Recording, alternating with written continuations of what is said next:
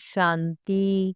4 अप्रैल 2025 के ईश्वरीय महावाक्य। पहले एक नजर मुरली के मुख्य पॉइंट पर। बाबा ने कहा, कलप के संगम युगे हम ब्राह्मण बनते हैं। ब्राह्मणों को पुरुषोत्तम नहीं कहेंगे, पुरुषोत्तम तो देवताओं को कहेंगे। ब्राह्मण यहाँ पुरुषार्थ करते हैं पुरुषोत्तम बनने के लिए। यह है अमूल्य जीवन, क्योंकि तुम ईश्वरीय संतान हो। ईश्वर तुमको राजयोग सिखला रहे हैं, पतित से पावन बना रहे हैं। संन्यास धर्म वाले 84 जन्म नहीं लेते हैं। इस्लामी बौद्धि आदि भी समझेंगे हम 84 जन्म नहीं लेते हैं। हाँ, पुनर्जन्म लेते हैं, परंतु कम। तुम्हारे समझाने से झट समझ जाएंगे। और फिर बाबा ने कहा, इस समय सारी दुनिया रिफ्यूज के बड़े डिब्बे में पड़ी है। बाप आकर तुम बच्चों को किचड़े से निकाल अपना बनाते हैं। अब असुरों के जंगल में पड़े हैं। बाप तुम बच्चों को गार्डन में ले चलते हैं। शूद्र से ब्राह्मण बने हैं, फिर देवता बनेंगे। जो नई दुनिया में ऊंच पद पाने वाले हैं, वह कभी अपना आसुरी स्वभाव नहीं दिखाएंगे। जिस यज्ञ से इतना ऊंच बनते हैं, उस यज्ञ की बहुत प्यार से सेवा करेंगे। और फिर लास्ट में बाबा ने कहा, यह संगम योग बहुत कल्याणकारी है। तुम्हारी हर बात में कल्याण भरा हुआ है। भंडारे में भी योग में रहे भोजन बनाए तो बहुतों का कल्याण भरा हुआ है। तुम बच्चे मनुष्य से देवता बनने की पढ़ाई पढ़ रहे हो। तुम्हें जरूर दैवी गुण धारण करने हैं। तुम्हारा खान पान बोलचाल कितना रॉयल होना चाहिए। बाप बच्चों का ध्यान खिंचवाते हैं। जो बच्चे महारथी हैं, उनका रिगार्ड रखो। रिगार्ड नहीं रखते तो अपने ऊपर पाप का बोझा चढ़ाते हैं। कोई भी गीता पाठी मन मनाभों का अर्थ नहीं जानते हैं। तुम बच्चे जानते हो। भगवान वाच, देह के सभी संबंध छोड़ अपने को आत्मा समझो। और अब सुनते हैं महावाक्यों को विस्तार से। मुरली का सार। मीठे बच्चे, अभी तुम पुरुषोत्तम बनने का पुरुषार्थ करते हो। पुरुषोत्तम है देवताएं, क्योंकि वह है पावन। तुम पावन बन रहे हो। प्रश्न है, बेहद के बाप ने तुम बच्चों को शरण क्यों दी है? उत्तर है, क्योंकि हम सब रिफ्यूज के किचड़े के डिब्बे में पड़े हुए थे। बाप हमें किचड़े के डिब्बे से निकाल गुलगुल बनाते हैं। आसुरी गुण वालों को दैवी गुणवान बनाते हैं। ड्रामा अनुसार बाप ने आकर हमें किचड़े से निकाल एडॉप्ट कर अपना बनाया है। गीत है, यहाँ कौन आया आज सवेरे सवेरे। ओम शांति। रात को दिन बनाने के लिए बाप को आना पड़े। अभी तुम बच्चे जानते हो कि बाप आया हुआ है। पहले हम शूद्र वर्ण के थे, शूद्र बुद्धि थे। वर्णों वाला चित्र भी समझाने के लिए बहुत अच्छा है। बच्चे जानते हैं हम इन वर्णों में कैसे चक्र लगाते हैं। अभी हमको परमपिता परमात्मा ने शूद्र से ब्राह्मण बनाया है। कलप कलप कलप के संगम युगे हम ब्राह्मण बनते हैं। ब्राह्मणों को पुरुषोत्तम नहीं कहेंगे, पुरुषोत्तम तो देवताओं को कहेंगे। ब्राह्मण यहाँ पुरुषार्थ करते हैं पुरुषोत्तम बनने के लिए। पतित से पावन बनने के लिए ही बाप को बुलाते हैं। तो अपने से पूछना चाहिए, हम पावन कहाँ तक बन रहे हैं? स्टूडेंट भी पढ़ाई के लिए विचार सागर मंथन करते हैं ना। समझते हैं इस पढ़ाई से हम यहाँ बनेंगे। तुम बच्चों की बुद्धि में है कि अभी हम ब्राह्मण बने हैं, देवता बनने के लिए। यह है अमूल्य जीवन, क्योंकि तुम ईश्वरीय संतान हो।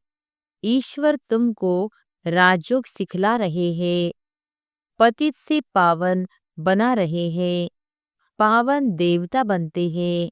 वर्णों पर समझाना बहुत अच्छा है। सन्यासी आदि इन बातों पर नहीं ठहरेंगे, बाकी 84 जन्मों का हिसाब समझ सकते हैं। यहाँ भी समझ सकते हैं कि हम सन्यास धर्म वाले 84 जन्म नहीं लेते हैं। इस्लामी बौद्धि आदि भी समझेंगे, हम 84 जन्म नहीं लेते हैं। हाँ, पुनर्जन्म लेते हैं, परंतु कम। तुम्हारे समझाने से झट समझ जाएंगे। समझाने की भी युक्ति चाहिए। तुम बच्चे यहाँ सम्मुख बैठे हो तो बाबा बुद्धि को रिफ्रेश करते हैं। जैसे और बच्चे भी यहाँ आते हैं रिफ्रेश होने के लिए, तुमको तो रोज बाबा रिफ्रेश करते हैं कि यह धारणा करो। बुद्धि में यही ख्याल चलते रहे, हम 84 जन्म कैसे लेते हैं, कैसे शूद्र से ब्राह्मण बने हैं। ब्रह्मा की संतान ब्राह्मण, अब ब्रह्मा कहाँ से आए? बाप बैठ समझाते हैं, हम इनका नाम ब्रह्मा रखते हैं। यहाँ जो ब्रह्मा कुमार कुमारियाँ हैं, यह फैमिली हो गए तो जरूर एडॉप्टेड है। बाप ही एडॉप्ट करेंगे, उनको बाप कहा जाता है, दादा नहीं कहेंगे। बाप को बाप ही कहा जाता है। मिल्कियत मिलती ही बाप से है। कोई चाचा, मामा व बिरादरी वाला भी एडॉप्ट करते हैं। जैसे बाप ने सुनाया था, एक बच्ची किचड़े के डिब्बे में पड़ी थी, वह कोई ने उठाए जाकर किसको गोद में दी, क्योंकि उनको अपना बच्चा नहीं था। तो बच्ची जिनकी गोद में गई, उनको ही मम्मा बाबा कहने लग पड़ेगी ना। यहाँ फिर है बेहद की बात।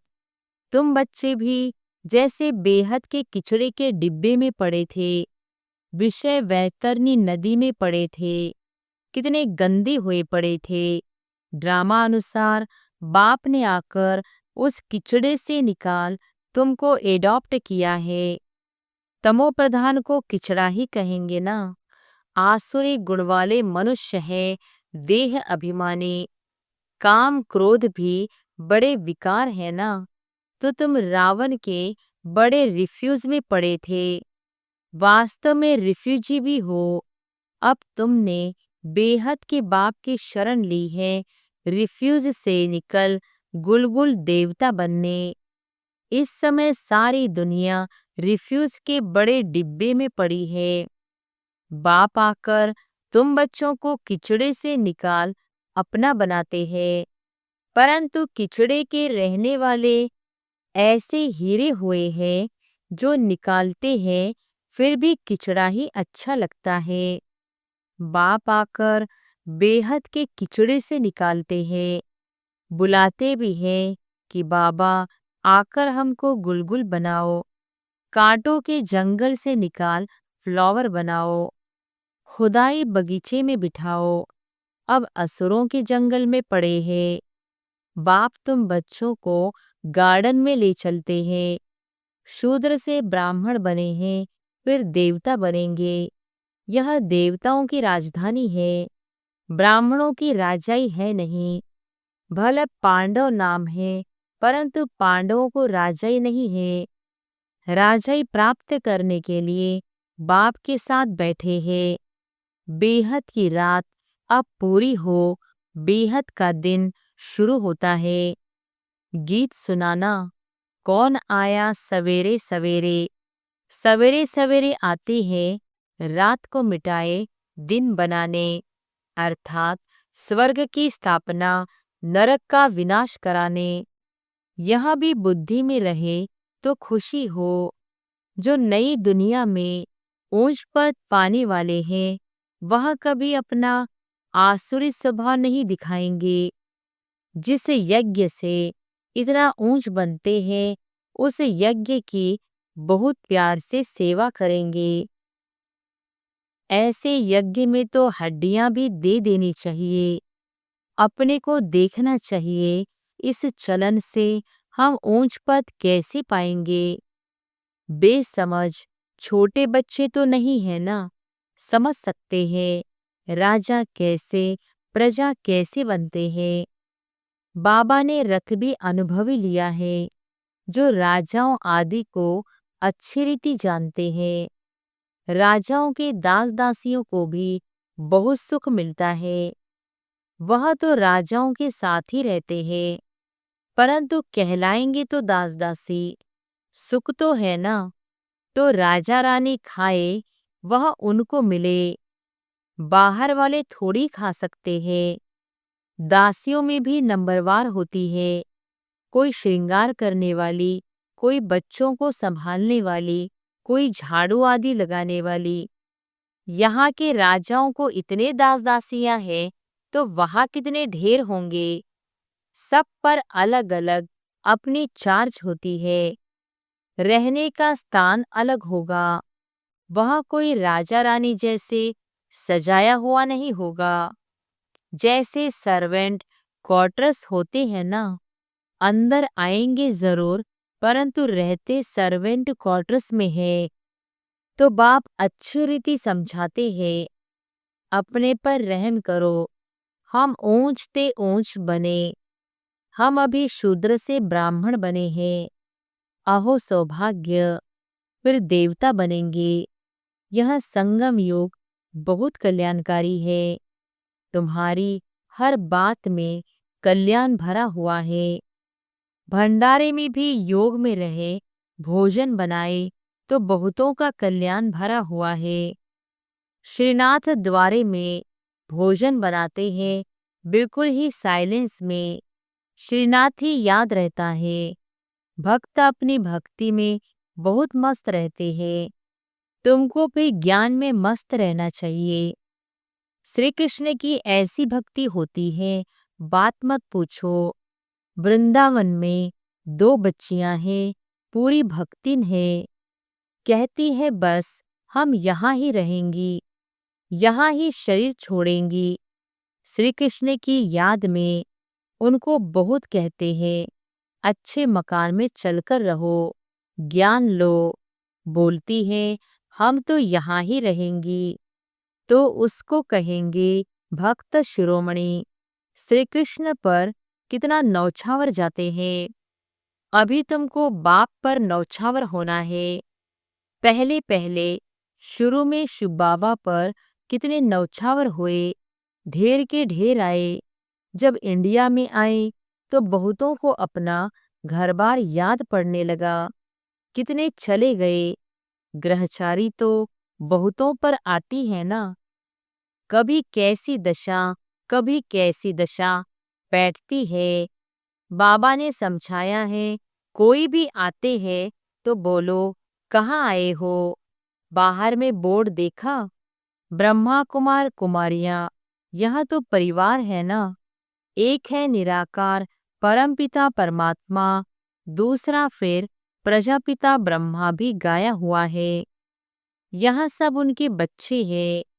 दादा हैं शिव बाबा, वर्षा उनसे मिलता है। वह राय देते हैं, मुझे याद करो तो तुम पतित से पावन बन जाएंगे। कल पहले भी ऐसी राय दी थी। कितनी ऊंची पढ़ाई है, यह भी तुम्हारी बुद्धि में है। हम बाप से वर्षा ले रहे हैं। तुम बच्चे मनुष्य से देवता बनने की पढ़ाई पढ़ रहे हो। तुम्हें जरूर दैवी गुण धारण करने हैं। तुम्हारा खान पान, बोल चाल कितना रॉयल होना चाहिए। देवताएं कितना थोड़ा खाते हैं, उनमें कोई लालच थोड़ी रहती है। 36 प्रकार के भोजन बनते हैं, खाते कितना थोड़ा है। खान पान की लालच रखना, इसको भी आसुरी चलन कहा जाता है। दैवी गुण धारण करने हैं तो खान पान बड़ा शुद्ध और साधारण होना चाहिए। परंतु माया ऐसी है, जो एकदम पत्थर बुद्धि बना देती है, तो फिर पद भी ऐसा मिलेगा। बाप कहते हैं, अपना कल्याण करने के लिए दैवी गुण धारण करो। अच्छी रीति पढ़ेंगे, पढ़ाएंगे तो तुमको ही इजाफा मिलेगा। बाप नहीं देते हैं, तुम अपने पुरुषार्थ से पाते हो। अपने को देखना चाहिए, कहाँ तक हम सर्विस करते हैं, हम क्या बनेंगे। इस समय शरीर छूट जाए तो क्या मिलेगा। बाबा से कोई पूछे तो बाबा झट बता दे कि इस एक्टिविटी से समझा जाता है यह फलाना पद पाएंगे। पुरुषार्थ ही नहीं करते तो कल्प कल्पांतर के लिए अपने को घाटा डालते हैं। अच्छी सर्विस करने वाले जरूर अच्छा पद पाएंगे।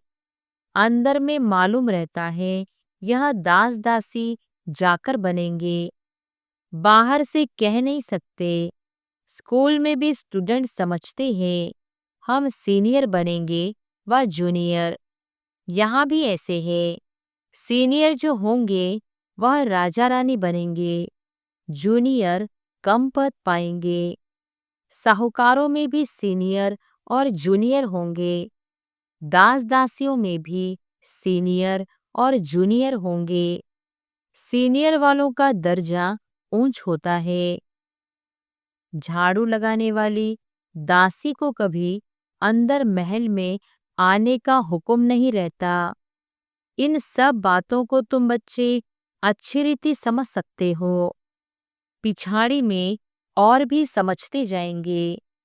ऊंच बनाने वालों का फिर रिगार्ड भी रखना होता है। देखो, कुमार का है, वह सीनियर है तो रिगार्ड रखना चाहिए। बाप बच्चों का ध्यान खिंचवाते हैं, जो बच्चे महारथी हैं उनका रिगार्ड रखो। रिगार्ड नहीं रखते तो अपने ऊपर पाप का बोझा चढ़ाते हैं। यह सब बातें बाप ध्यान में देते हैं। बड़ी खबरदारी चाहिए। नंबरवार किसका रिगार्ड कैसे रखना चाहिए, बाबा तो हर एक को जानते हैं ना। किसको कहे तो ट्रेटर बनने में देरी न करे।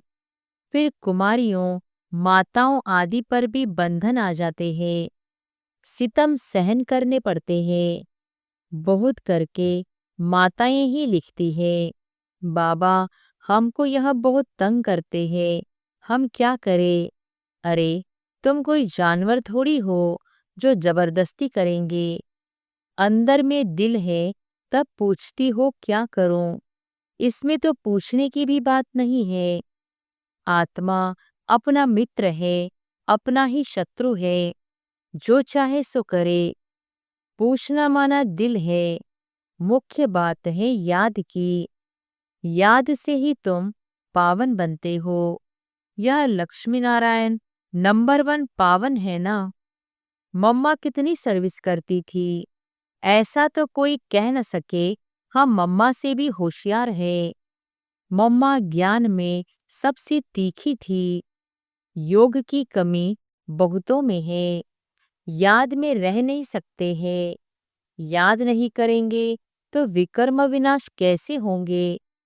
लॉ कहता है पिछाड़ी में याद में ही शरीर छोड़ना है। शिव बाबा की याद में ही प्राण तन से निकले।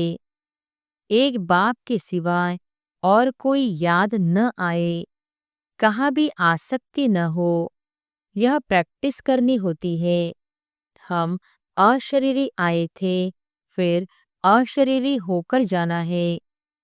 बच्चों को बार बार समझाते रहते हैं, बहुत मीठा बनना है, दैवी गुण भी होने चाहिए। देह अभिमान का भूत होता है ना। अपने पर बहुत ध्यान रखना है, बहुत प्यार से चलना है।